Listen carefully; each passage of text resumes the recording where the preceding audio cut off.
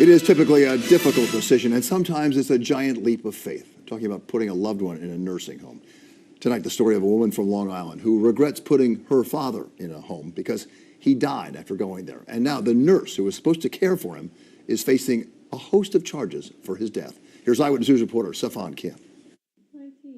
Diane Scancarello remembers her father as a family man, a jokester. He loved the holidays. He was a man who loved to cook. But there was also a darker memory of her 88-year-old dad, one that she can never forget. He just kept saying, "Help me, help me, help me." Those were the last words Edward Innella spoke to his daughter. He died a few hours later. In this exclusive interview with Eyewitness News, the Glen Head woman says she blames her father's death on his nursing home, the Amsterdam at Harborside in Port Washington. It was November 2017, but she remembers it like it was yesterday. I got a phone call from the nurse on duty that said my father had fallen out of the wheelchair and it looks like he needs stitches, he may have a broken nose, and he's spitting up blood.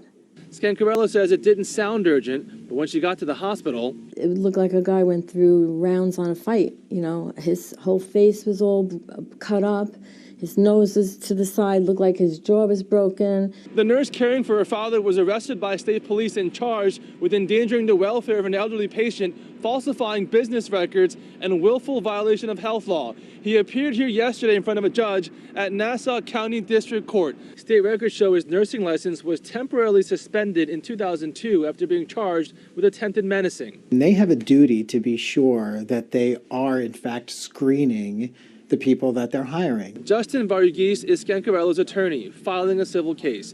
In a statement, a spokesperson for the Amsterdam Harborside says the matter in question was an isolated event that was immediately investigated, reported by us to the appropriate regulatory agencies, and corrective action was taken. The employee involved was subsequently dismissed.